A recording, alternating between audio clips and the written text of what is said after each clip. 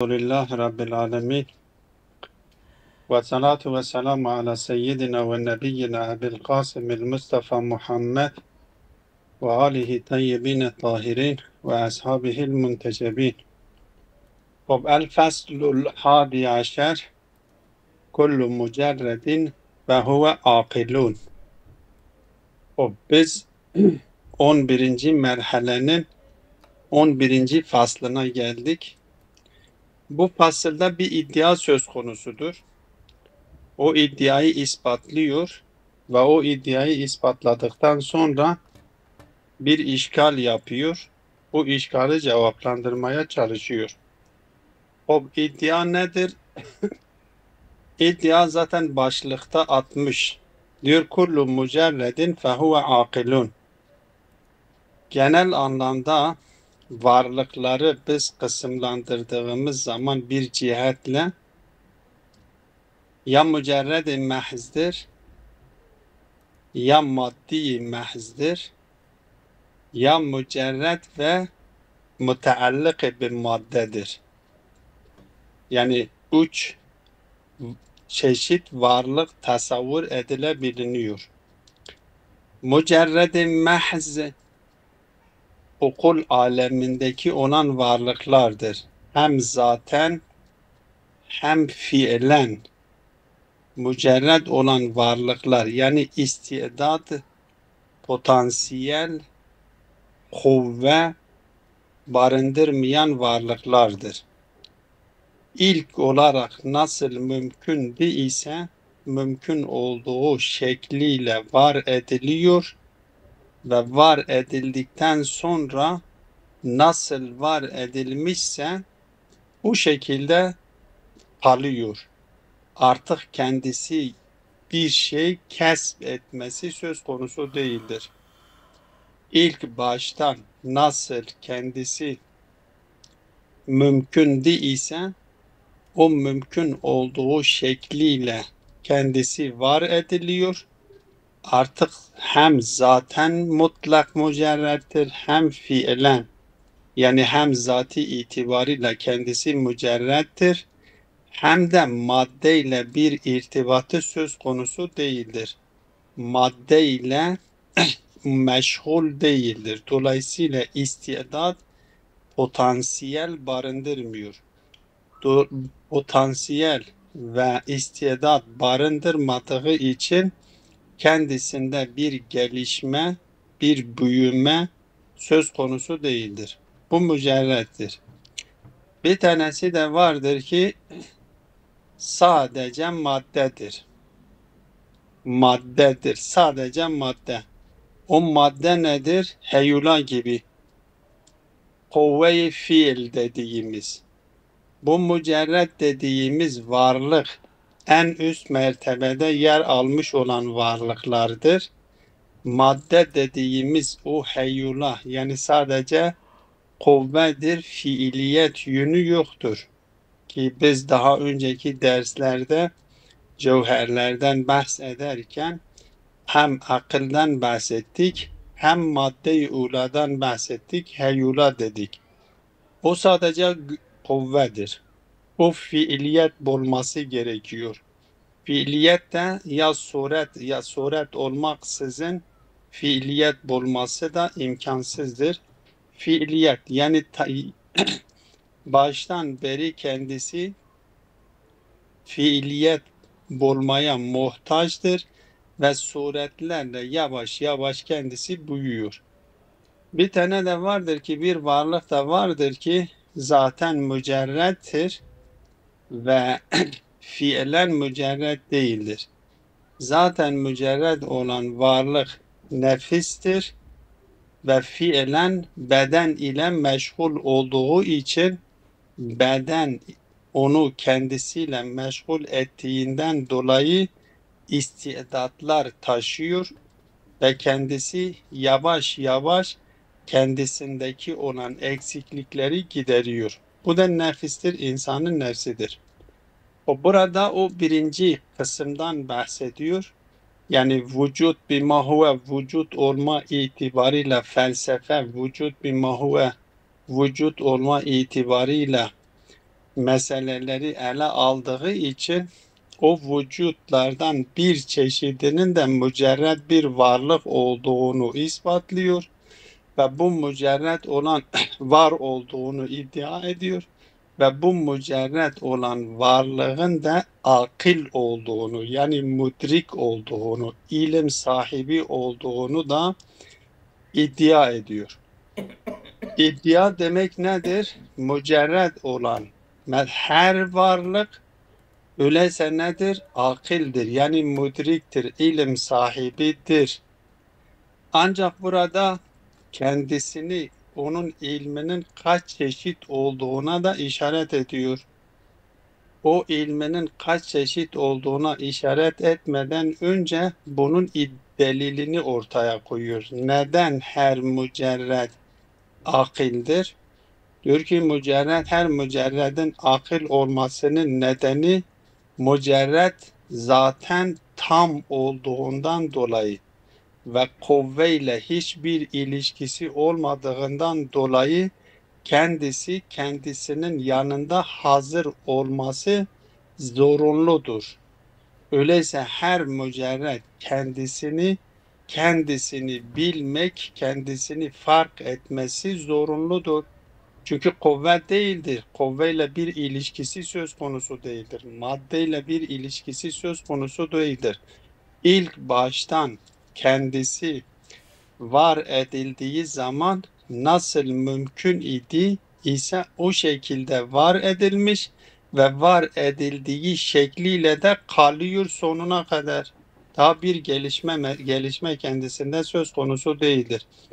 Dolayısıyla bu tür varlıkların kendileri hakkında bilgilerinin olmasına engel olacak hiçbir şey söz konusu değildir. Öyleyse mücerred olan varlık akilun li nefsihi, yani mudrikun li nefsihi, nefsini idrak ediyor. Bir de kendi nefsi dışında da başka varlıkları da idrak edebiliyor mu, idrak edemiyor mu?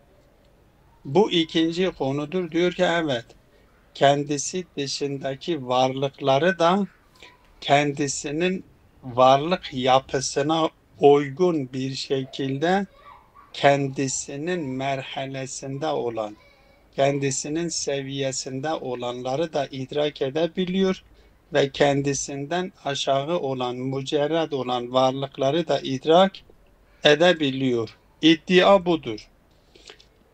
İşgal nedir?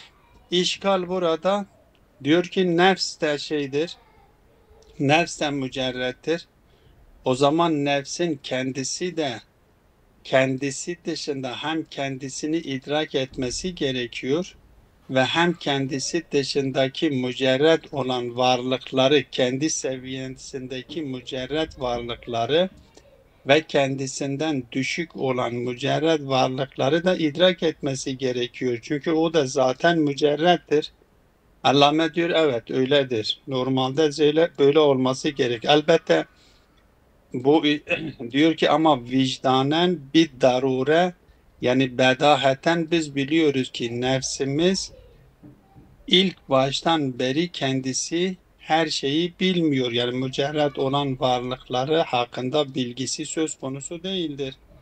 Siz dediniz ki zaten mücerred olan varlıkları idrak ediyor. Ama bizim nefsimiz de zaten mücerreddir. Mücerred olanları idrak etmediğini biz zarure bilbedaha biliyoruz. O zaman bunun durumu nasıldır? Diyor evet Allame öyledir. Zaten mücerreddir. Böyle olması gerekiyor. Ama nefis her ne kadar zaten mücerreddir ise de bedenle meşgul olduğu için, bedene taalluk ettiği için kendisinde o bilgiler, istidatlar oluştukça bilgi kendisinde meydana geliyor. Beden eğer hem zaten, hem nefis hem zaten, hem fiilen mücerred olmuş olsaydı onda da bir sorun olmazdı. İlk baştan beri hem kendisini idrak ederdi, hem kendisi dışındaki varlıkları, mücerred olan varlıkları ki kendi seviyesinde ve kendisinden daha düşük mertebede olanları idrak edebilirdi. Ama nefis, insan nefsi bedenle meşgul olduğundan dolayı, bedene taalluk ettiğinden dolayı, bedenin müdüriyetini yaptığından dolayı kendisinde bir istidat, bir potansiyel meydana gelmiştir. Ve o potansiyeller zaman içerisinde tedricen, eğer insan kendisinde o potansiyelleri geliştirmeye çalışırsa, kendisinde o potansiyelleri oluşturursa, onlar yavaş yavaş fiiliyete geçiyor ta akli bil müstefada varıncaya kadar. Akli bil müstefada vardığı zaman artık bil fiil, artık o bedene olan taalluktan ayrılmış oluyor. O da o zaman mücerred olan, kendisi için mümkün olan varlıklar hakkında bilgi sahibi oluyor. Ki daha önce biz nefsin mertebelerinden bahsederken, yani aklın mertebesinden bahsederken, biz dedik 4 merhaledir. Birinci merhale heyuladır. İkinci merhale akle bil melekedir. Üçüncü merhalede akle bil fiildir. Ve dördüncü merhalede akle bil müstefattır. Yani nefis için en son merhale, tasavvur edilmiş olan en son merhale akle bil müstefattır. Felsefeciler bunu iddia ediyorlar. Diyorlar ki peygamberler akle bil müstefada vardıkları için kendileri artık nefisleri kamil olmuş ve Allah-u Teala kendilerine bilmeleri gerekenini bildirmiştir. Ya akle faal vasıtasıyla, yani Cibril aleyhisselam vasıtasıyla, veyahut da kendisi direktmen kendilerine bilmeleri gerekenini bildirmiştir. Niye? Çünkü onlar akli bil müstefad merhalesine varmışlardır. Dolayısıyla bu fasılda bu iddiayı ispatlıyor ve yapılmış olan o işgala da cevap veriyor. Hop. Diyor kullu mücerredin fehuve akilun. Her mücerred akıldır. Yani alimun. Mudrikundur anlamında. Neden her mücerred olan varlık akıldır, müdriktir, alimdir? Diyor li ennel mücerrede tamun zaten. Her mücerred, elbette her mücerred, okuldaki mücerredleri diyor, mücerred olan varlığın özelliği tammul fiiliyettir. Burada tamun demesi yani tammul fiiliyettir. Kendisinde hiçbir istidat, bir potansiyel söz konusu değildir. Tammun yani bil fiildir, zati itibarıyla. La taalluka lehu bil kuvve.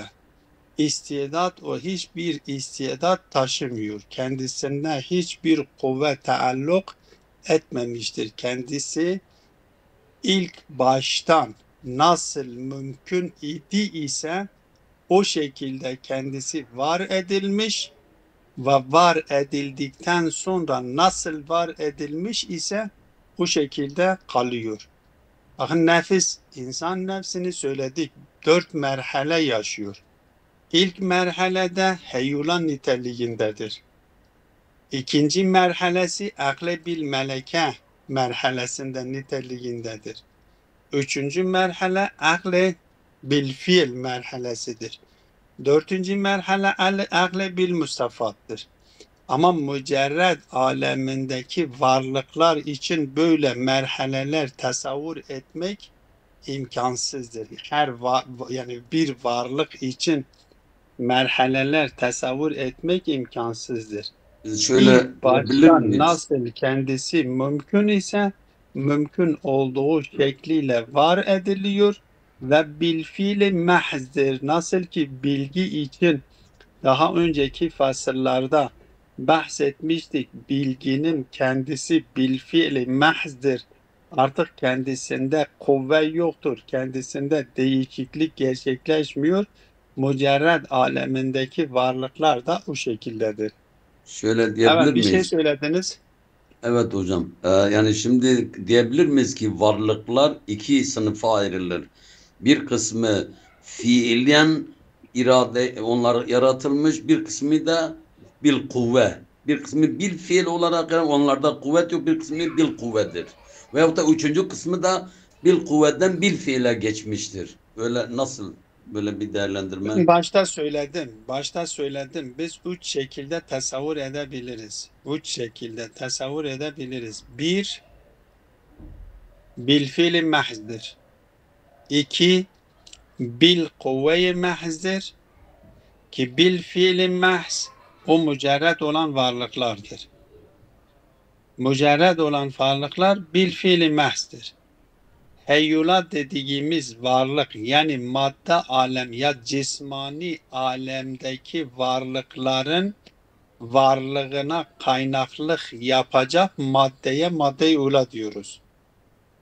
Bakın cismani olan varlıkların varlığına kaynaklık yapan ilk maddeye madde-i ula diyoruz. O madde-i ula ilk olarak biz o anasır-ı erbaa üzerinden gidersek o ilk madde dört tane varlığa dönüşmüş. Elbette biz konu anlaşılsın diye söylüyorum. Yoksa gerçekten öyle ilk madde dört varlığa dönüşmüş mü dönüşmemiş mi o üzerinde durulması gereken tabiiyyun bu fizik aleminde fizik bilimcileri onlar üzerinde çalışmışlar ki şimdi diyorlar ki mesela anasır dört tane değildir. Diyorlar 100 tanesini geçmiştir. Ama eskiden felsefeciler bu şekilde demişler ki toprağa dönüşmüş, havaya dönüşmüş, ateşe dönüşmüş, suya dönüşmüş. Dört tane anasır-ı erbe. O ilk madde bu dört tane cismani maddeye dönüşmüş ve diğer bütün cismani varlıklar bu dört taneden meydana gelmiş. Ama insan iki yönlüdür. Hem maddi boyutu vardır hem o mücerred boyutu vardır. Ve nefektu fihi min ruhi ve enşe'nahu halkan ahar ki o bir boyutu daha yani bir tarafı maddeden gelmiştir ki cismani boyuttur.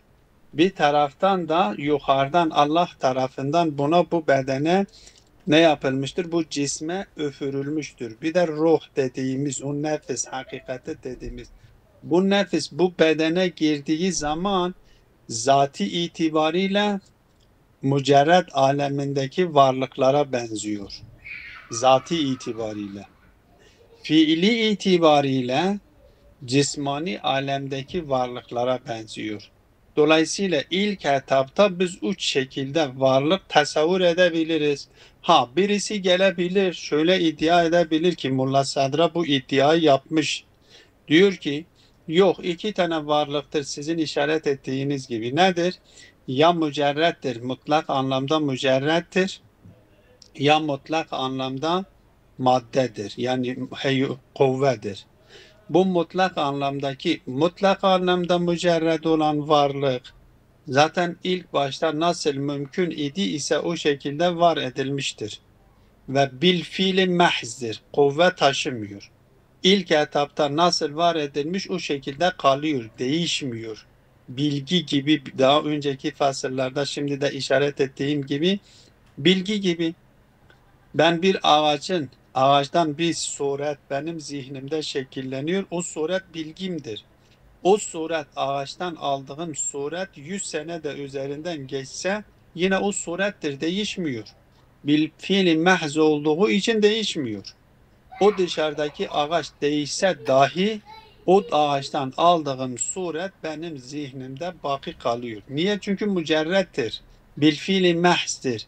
Değişme kabiliyetine sahip değildir. Mücerred alemindeki varlıklar öyledir. Ha madde alemi heyula Mulla Sedra'nın iddia ettiği diyor ki bu ruh da yani cismaniyetül hudustur. Mulla Sedra'dan önce ruh diyorlar ki ruh nedir? Cismaniyetül hudus değil. Ruh hem hudusen ruhanidir. Yani insan nefsi hem hudusen ruhanidir hem bekaen ruhanidir. Ama Mulla Sadra gelmiş demiş ki yok, cismaniyetül hudustur ama ruhaniyetül bekadır. Cismaniyetül hudustur yani ne? Diyor ki bu ilk madde, yani cismani alemine kaynaklık yapan ilk madde toprağa dönüşmüş, suya dönüşmüş, ateşe dönüşmüş, havaya dönüş mesela. Ve bu toprak ot meydana gelmiş. Bu toprak nutfeye dönüşmüş. Bu nutfe yavaş yavaş hareket ediyor, hareket ediyor, gelişiyor, gelişiyor. Alakaya dönüşüyor. Alakadan mudgaya dönüşüyor. Mudgadan mesela kemikler oluşuyor. Kemikler oluştuktan sonra kesevnahu lahmen oluyor. Orada o parçacık, o zerreciklerden bir zerrecik ruha dönüşüyor. O Halbuki zerreciklerin kendisini ruha dönüştürüyor Allahu Teala. Yani yukarıdan bir ruh kendisine üfürülmüş değil. Belki bu maddenin kendisi fiiliyete geçe geçe hareket ede bir merhaleye geliyor. O madden, o zerreciklerden bir tanesi ruha dönüşüyor. Öyleyse cismaniyetül ruhu, cismaniyetül hudustur. Yani hocam hudusen ilken cisimdi sonradan. Ha bu şekilde eğer alırsak evet iki çeşittir. Yani biri mücerred-i mahzdir, bir tanesi de nedir? Madde-i mahzdir. Yok, eğer biz ruhu cismaniyetül hudus değil, ruhaniyetül hudus olarak kabul edersek ki meşhur budur, Mulla Sadra'nın dışındakiler genelde felsefeler ruhun cismaniyetül hudus değil, ruhaniyetül hudus olarak kabul ediyorlar ki rivayetler de ayetler de bunu ben destekliyor. bu ayet demeseydi ben zaten buna katılıyordum. Diyor ki o güzel açıklama yapıyor. İkna edici çok ama o diğeri bana göre siz bunu söylemeden önce de benim düşüncem o eskilerin ruh ona kayıyor yani. Evet. Ha yani böyle bir şey vardır ama her halükarda yani varlıklar ya iki şekilde ya üç şekilde önemli değildir. Ha, öyleyse burada mücerred olan diyor ki nedir? Tammul mücerrettir. Zaten ve fiilen kendisi mücerred olduğu için la taalluka lehu bil kuvveti fezatuhu et tammetu hadiretun li zatihi. Bu kendisi için hazırdır. Hadiretun li zatihi mevcudetun laha. Yani mevcudetun li zatihidir. Ve la na'ni bil ilm. Bizim ilmden kastettiğimiz şey nedir diyor. Ve la na'ni bil ilmi illa huduru şeyin li şeyin bil ma'nellezi tekaddem. Huduru mücerredin inde mücerreddir. Şey kendisi için hazırdır. Çünkü kendisi bil fiildir. Öyleyse kendisini idrak etmesi söz konusudur. Kendisini biliyor. Hada fi ilmihi bi nefsihi. Bu mücerred olan varlığın kendisini bilmesi konusundadır. Ve emma ilmuhu bi gayrihi. Ama kendisi bu mücerred olan varlığın kendi dışındaki varlıklar hakkındaki bilgisi nasıl? Diyor fe innellehu li tamami zatihi imkanun en ya'kile kulle zatin tammin yumkinu en yu'kal. Diyor ki bunun için de bu mümkün vardır. Yani bu imkan kendisi için vardır ki kendisi tam olan ve kendisi için taakkul edilmesi, kendisi için taakkul edilmesi mümkün olan varlık, yani kendisinin seviyesinde olan, kendisinden daha büyük olmayan varlık için söylüyor. Çünkü kendisinden daha büyük olan varlığı kendisi onu ihate edemez ki. Onu ihate edemediği için ancak kendisinin zarfı kadar, kendisinin var olduğu kadarıyla kendisi dışındakileri de idrak edebiliyor. Bu kendisi dışındakilerin ya onun seviyesinde olacak, onun kadar olacak ya ondan daha az olacak. Onun için diyor ki فَاِنَّ لَهُ لِتَمَامِ ذَاتِهِ kendi zatı fiilen tam olduğundan dolayı imkanun en yu'kile kulle zatin tammin yumkinu en yukal, yani kendisi için taakkul edilmesi mümkün olan tam zatları, tam olanları da tam idrak edebilir. Çünkü bir şeyin gerçekleşebilmesi için ilk önce muhtezi olması gerekiyor. Muhtezi burada vardır. Muhtezi olduktan sonra ikinci şart engel olmayacak. Engel de söz konusu değildir. Öyleyse orada kendisi dışındakileri de bilmesi hakkında bir engel söz konusu değildir. Bir kural vardır, genel bir kural. Nedir kural? Zat-ı Bari Teala mümkün olan her varlığı var ediyor. Eğer bir mücerred olan varlık bir şeyi idrak etme kabiliyeti, bir şeyi idrak etmesi kendisi için mümkün ise onu gerçekleştirmemesi imkansızdır. Zat-ı Bari Teala tarafından adaleti gereğince her mümkün olanını ve o mümkün olanının önünde bir engel söz konusu değilse o mümkünü gerçekleştiriyor. Burada da mücerred aleminde o mücerred olan varlık kendisi dışındaki kendisi tam olduğu için o kendisi dışındaki varlık da tamdır. Onu taakkul edebiliyor, onu idrak edebiliyor ve o muhtezi vardır. Engel de söz konusu değildir. Dolayısıyla onu idrak etmemesi imkansızdır diyor. Diyor ki فَاِنَّ اللّٰهُ لِتَمَامِ ذَاتِهِ imkanun en ya'kile kulle zatin tammin yumkinu en yuqad ve ma lil mevcudil mücerredi bil imkani fehuve lehu bil fiil. Öyleyse mücerred o varlıklar için mümkün olan her şey bil fiildir. Eğer bir şey mümkün ise onun bil fiil olarak gerçekleşmemesi imkansızdır. Onun için felsefeciler diyorlar ki Alo, ses gitti mi? Zat-ı Bari Teala varsa, Zat-ı Bari Teala'nın varlığı akli evveli de ne yapmıştır? Akli evveli mümkün olmuştur. Akli evvel mümkün olduğu için var edilmemesi imkansızdır. Kendisini var ediyor. Şeyde Mücerred son cümle ses gelmedi ya. Geldi mi arkadaşlara? Doğrudur. Seyda'nın sesi biraz dedim ki kesildi. telefon geldi diye ben ses kesilmiş olabilir. Ben kapattım hemen. Çünkü telefon o taraftan birisi aradığı zaman ses kesiliyor. Şu cümleyi söyledim. Dedim ki Zat-ı Bari Teala var olduğu için Zat-ı Bari Teala'nın filozoflar bunu savunuyorlar. Zat-ı Bari Teala'nın varlığı birinci aklın var edilmesi mümkündür. Mümkün olduğu için onu yoklukta bekletmesi Zat-ı Bari Teala'ya yakışmıyor. Hemen var ediyor. Onun için sudur anlayışını kabul ediyor. Yani mümkün olan her şeyi Zat-ı Bari Teala var ediyor adaleti gereğince. Burada da mücerred aleminde her mücerredin için mümkün olan şey ani olarak gerçekleşiyor. Mücerred olan varlık başka bir varlığı idrak etmesi kendisi için mümkünse o bilfiil olarak kendisi için vardır. Onun gerçekleşmemesi imkansız diyor. فَهُوَ عَاقِلٌ بِالْفِيلِ لِكُلِّ مُجَرَّدٍ تَامِّ الْوُجُودِ.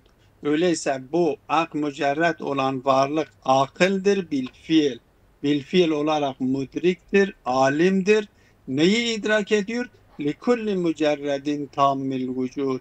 Vücudu, tamül vücud olan mücerredlerin hepsini, ama elbette hepsini dediğimiz yani kendisinin seviyesinde olanlarını, kendi seviyesinden daha geniş olanlarını idrak edemiyor. Çünkü hiçbir zaman küçük olan, büyük olanını ihata edemez.